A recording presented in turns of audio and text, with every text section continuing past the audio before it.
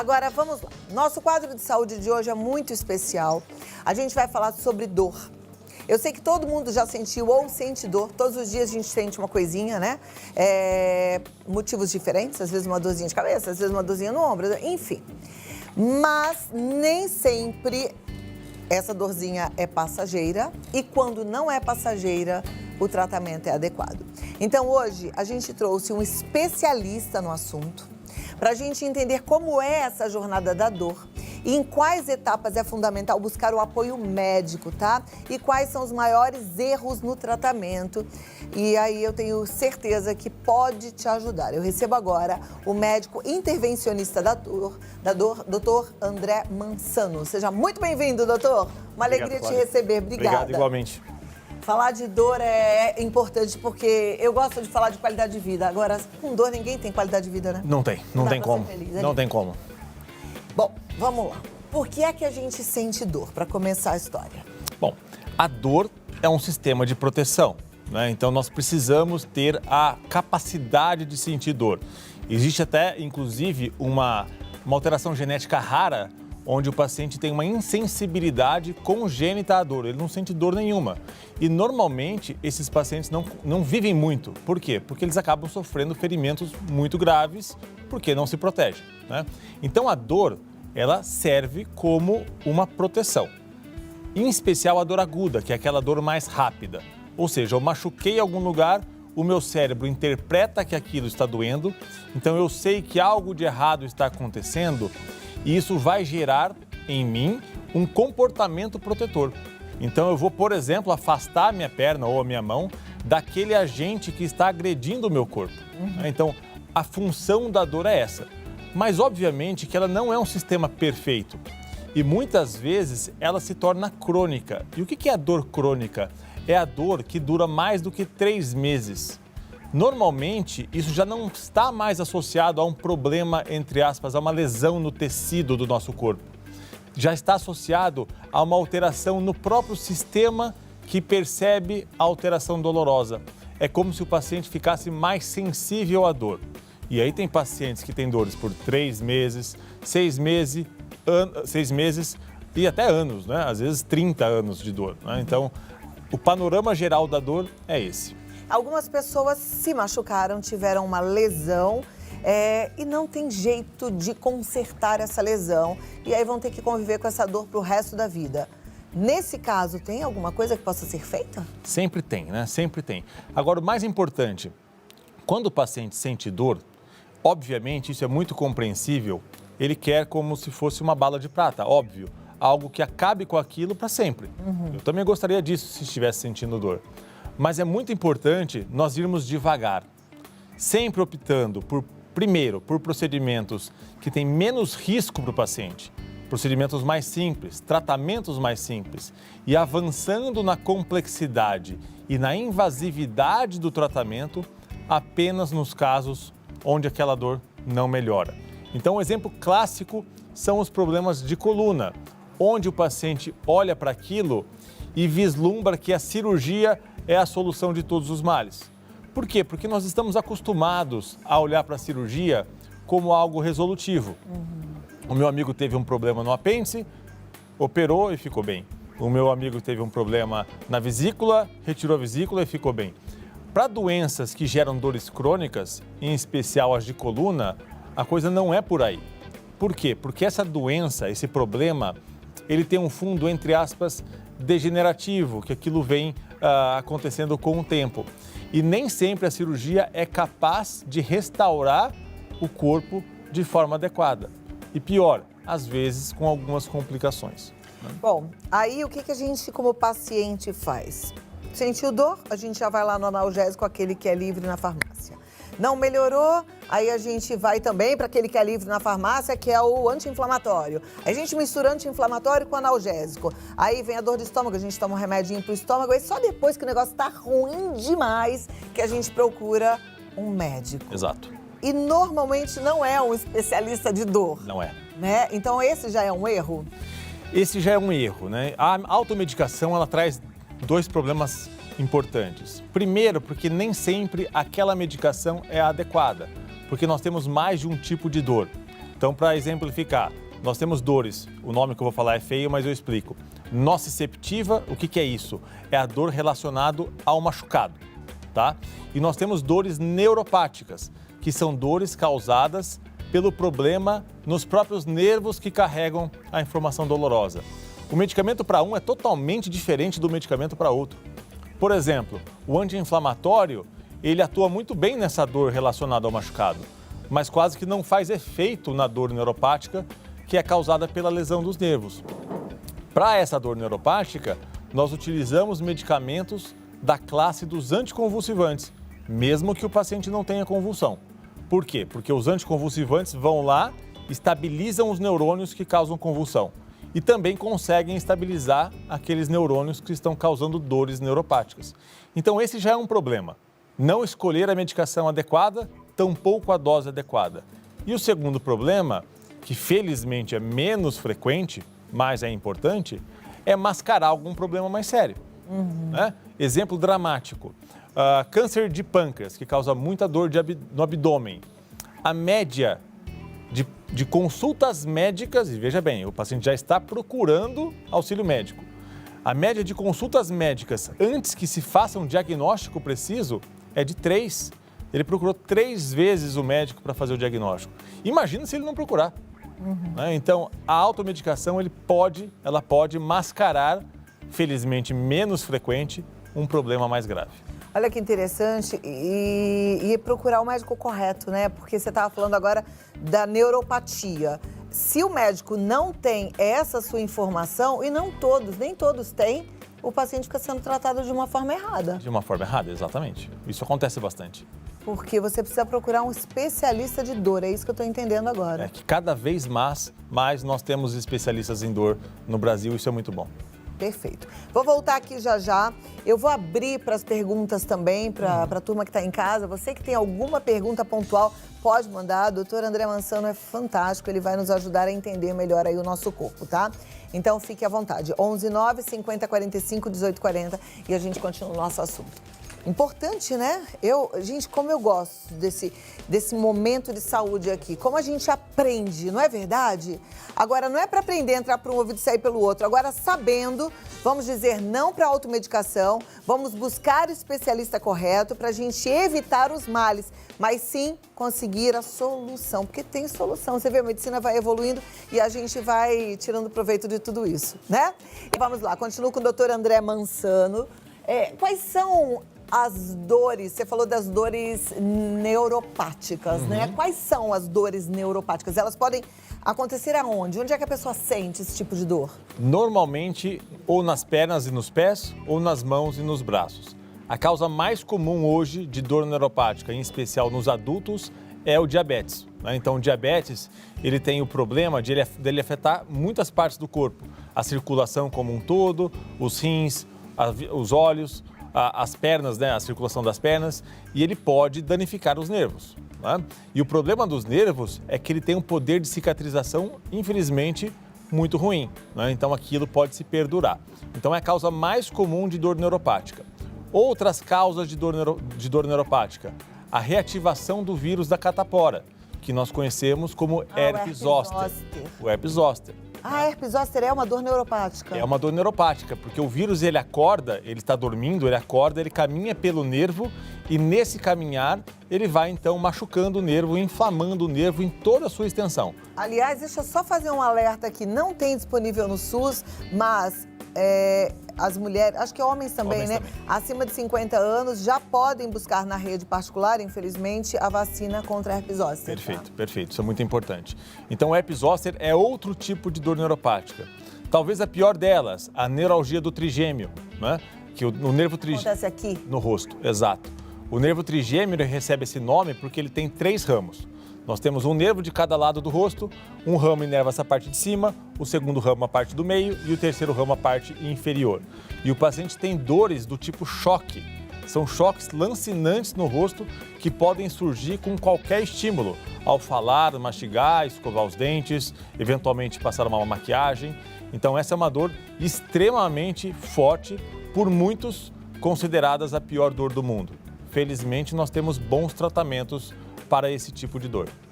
Os tratamentos são sempre os anticonvulsivantes? E para dor neuropática, inicialmente os anticonvulsivantes. Mas vamos utilizar a neuralgia do trigêmeo como exemplo. Quando os anticonvulsivantes não resolvem o problema, isso vai acontecer em mais ou menos 30% dos casos, nós temos a possibilidade de fazer os tratamentos que nós chamamos de minimamente invasivos. No caso da neuralgia do trigêmeo, eu posso localizar esse nervo com um aparelho específico, eu coloco uma agulha especial dentro do nervo, o paciente está dormindo nesse momento, como se fosse uma endoscopia ou uma sedação, né? Por dentro dessa agulha eu coloco um eletrodo, esse eletrodo é ligado a um gerador que emite uma corrente elétrica cujo objetivo é inativar o nervo, porque esse nervo está em curto-circuito. Então, o meu objetivo, quando os medicamentos não dão conta do recado, é de fato inativar o nervo. Olha lá. Vamos aprendendo, hein? Deixa eu ver, tem perguntas dos nossos telespectadores? Vamos liberar então as perguntas? Você que mandou, muito obrigada pela participação. Segura aí que já tem a sua. Fernanda Garcia de Pelotas, no Rio Grande do Sul. Sofro de dores de cabeça constantes. Qual especialidade devo procurar e qual exame posso fazer, já que temo ter um tumor na cabeça? Tá. Normalmente, quem mais cuida de dores de cabeça são os clínicos gerais, neurologistas e, nos casos mais difíceis, o especialista em dor. É muito importante, e até para te tranquilizar, Fernanda, a grandíssima maioria das dores de cabeça nós chamamos de primárias, ou seja, não tem uma causa por trás, tá? Os exames mais feitos para afastar tumores são a tomografia e a ressonância, mas as chances de virem normais em um quadro com qualquer de dor de cabeça superam 99%. Tá? Maravilha. Então, boa notícia. Não é para ficar tão... Vá ao médico, mas não fique tão preocupado assim. É isso que eu ia falar. Antes de ficar preocupada, gente, porque preocupação, quer dizer, você está ocupando sua cabeça com uma coisa que nem existe, busque um médico, né? Para que ficar ansioso? Ansiedade também provoca outro tipo de doença. Piora mesmo. Entendeu? Então, e piora as dores de cabeça. Piora a dor de cabeça. Dor de então, cabeça. vai buscar ajuda. Próxima pergunta, vamos ver de quem é. Não se identifica. Na Covid tive dor de cabeça, tipo sinusite, mas fui tratada com antibióticos. Mas isso ocorreu há 4 meses e quase todos os dias tenho essa dor. Como proceder? Tá. Isso tem sido bastante comum, o que a gente chama de síndrome tardia pós-Covid, que pode ter diversas manifestações e a dor de cabeça é bastante comum mesmo. A dor de cabeça é uma manifestação clínica muito comum na fase inicial do Covid, inclusive durante a doença. Infelizmente, alguns pacientes acaba persistindo. Então, nesse momento, analgésicos são a melhor opção, de fato, né? Então, vai precisar tomar analgésicos mesmo, não tem jeito. Ok. Próxima pergunta, então, vamos lá para a tela. Da Sônia Maria, também do Rio Grande do Sul. Um abraço quente aí para o Rio Grande do Sul, que eu sei que vocês estão passando frião, né? Então, um abraço bem quentinho para vocês. Estou com dor no cóccix. O que devo fazer? Tá, essa é uma boa pergunta, Sônia. Então, o cóccix é aquela última pecinha óssea que nós temos na nossa coluna. A gente senta sobre o cóccix, né? E muitas vezes, quando o paciente tem uma queda e bate com o glúteo no chão, ele pode machucar um pouco o cóccix. Entre os ossinhos, tem algumas estruturas que podem ser inflamadas, né? Isso pode doer bastante mesmo. E o que é o difícil? Porque quase sempre a gente está sentado. Né? Então, quase sempre a gente está forçando o cóccix. E se o paciente tiver dor, vai ser bastante desconfortável. Então, inicialmente, analgesia com analgésicos e, eventualmente, anti-inflamatórios. Quando isso não passa, nós precisamos fazer um exame do cóccix. O exame físico é mandatório, tem que ir ao médico para fazer o exame físico. Mas muitas vezes nós precisamos fazer um raio-x do cóccix para saber se não há um deslocamento dos ossinhos ali, eventualmente uma radiofrequência, uma ressonância. Em alguns casos, nós podemos fazer infiltrações com anestésicos e anti-inflamatórios localizados ali na dor. Tá, joia. Vou voltar aqui já porque tem mais perguntas, tá? Você tem alguma dor? Manda pra gente, tá certo? Pode mandar, que a gente tá esperando no 11 9 50 45 18 40. Dá uma postura bonita, a gente fica elegante, mas puxa, não é? Nossa, isso deve doer demais. Ninguém merece. Qualquer dia você tenta experimentar ali o da sua esposa, pede pra ela. Não, obrigado. Vamos lá, deixa eu colocar mais perguntas na tela. Antes de colocar... Bom, já veio essa pergunta aqui, depois eu vou fazer uma. Tenho fascite plantar e esporão de calcânio há alguns anos. Agora sinto dores no joelho e atrás da perna, subindo até o glúteo. O que posso fazer para aliviar? Bom, primeiro que fascite plantar tem tudo a ver com o que você estava falando, né? Tem, né? Então, principalmente acontece em quem usa calçado inadequado, em quem caminha ou corre demais, eventualmente tem alguma deformidade no arco do pé, né? Ou eventualmente que está com um peso um pouquinho acima do normal, né? Precisa fazer fisioterapia. Isso é obrigatório. Quem tem fascite plantar resolve com fisioterapia em 80% a 90% dos casos, né? Então é obrigatório fazer. E essas dores de perna que sobem para a coxa também. Fisioterapia é a melhor opção nesse momento. Olha, o que eu ia falar, na verdade, não é... Primeiro eu vou falar sobre isso, depois eu vou fazer uma pergunta. Não é fácil. Eu vejo meus pais, sabe? Eles reclamam bastante, né? Que o corpo dói, e eu vejo os amigos deles também. Quer dizer, a gente vai envelhecendo e vai sentindo dores, e elas vão ficando cada vez mais intensas. Não é uma brincadeira por conta de todos os desgastes que a gente tem, né? Mesmo assim, tem solução para isso? A gente consegue ter qualidade de vida, apesar da idade? Consegue sim. O primeiro é identificar o que está acontecendo, né? Então, as dores que vão piorando ou que vão surgindo com a idade, normalmente elas têm fundo degenerativo, principalmente a artrose. E a artrose, ela pode acontecer no quadril, no joelho, nos ombros, e pode acontecer na coluna. Não só na coluna da região lombar, mas também na cervical, porque nós temos articulações em toda a coluna, né? Então, a fisioterapia é muito interessante. E quando isso não resolve, nós podemos, por exemplo, fazer infiltrações dentro dessas articulações da coluna. Então, nós temos que fazer isso guiados por um raio-x no centro cirúrgico. O paciente deita de barriga para baixo, recebe um sedativo, nós localizamos essas articulações e infiltramos uma substância anestésica e anti-inflamatória dentro dela.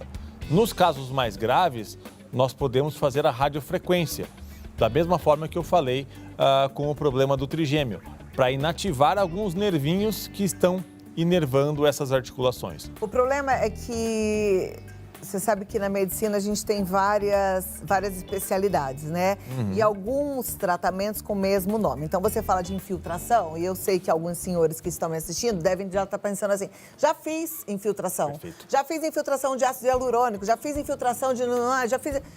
Esse tipo de infiltração que você está falando é diferente? Existem infiltrações diferentes? Existem. Basicamente, existem dois tipos de infiltração do ponto de vista de execução do procedimento.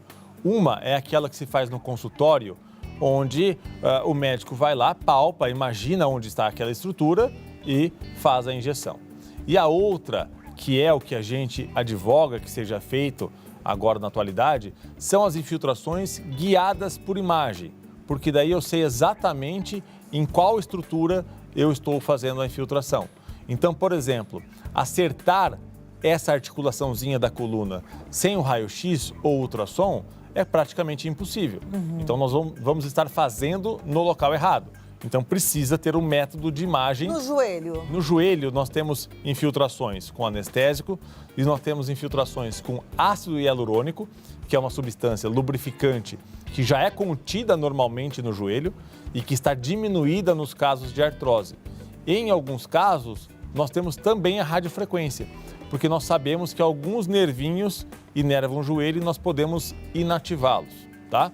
E em casos mais graves, não tem jeito, a prótese de joelho é a única solução. Aí eu vou te falar uma coisa, não é fácil envelhecer, porque aí chega uma determinada idade, você não pode mais fazer uma cirurgia de joelho, não pode mais fazer uma cirurgia ortopédica, porque o risco também é grande. Também é grande. Né? Não é fácil, não é fácil. E aí que nós temos a infiltração de ácido hialurônico e eventualmente a radiofrequência. São esses dois tratamentos? Sim. Tá.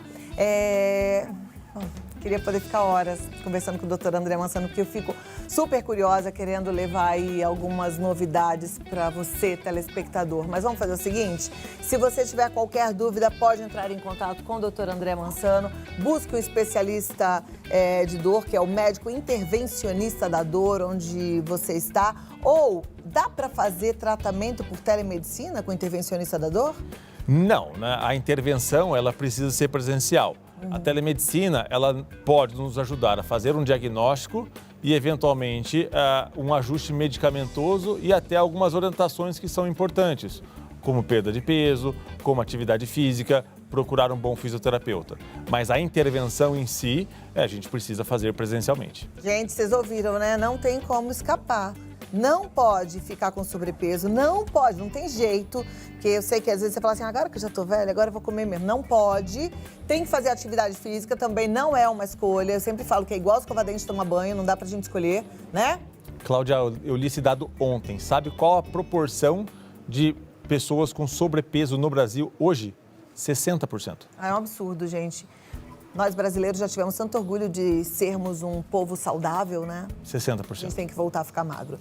Deixa eu passar aqui o site do Dr. André, é www.drandremansano.com.br. O Instagram é drandremansano, também tem um canal no YouTube com mais informações. Se você quiser mandar uma mensagem pro WhatsApp para marcar até mesmo uma consulta para esse ajuste de medicação, tirar uma dúvida no 11 9 9974-8899. 11-9-9974-8899. Muito obrigada e até a próxima. É sempre uma alegria te receber. Cláudia. Vamos lá, gente. Vamos, porque a gente continua aprendendo. A gente só para de aprender quando para de viver, viu? Aí eu tô falando aqui bastante pra você que já tem aí mais idade. Eu sei que às vezes a gente vai ficando mais velha, a gente vai ficando teimoso, né? A gente fala, quer me ensinar o quê? Não, a gente não quer ensinar nada, não. É que a vida que vai ensinando, a ciência que vai descobrindo, tá bom? E enquanto a gente tá vivo, a gente aprende pra colocar em prática aquilo que é bom pra gente, tá?